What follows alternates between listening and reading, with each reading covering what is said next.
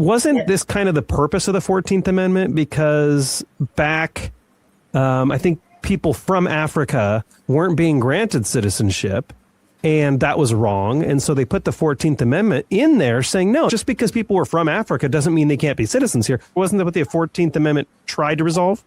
Yeah, so it came after the Civil War. So basically, just to give you a little bit of history, when we started the country, we were looking to England, obviously, for kind of how they did things, right?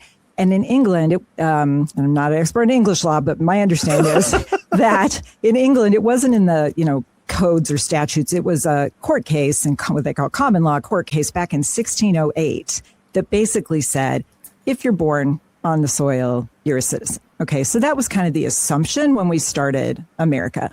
However, at that time, only people who were free people were recognized. So the enslaved people were not recognized as U.S. citizens. So, initially people were brought here against their will from Africa or whatever.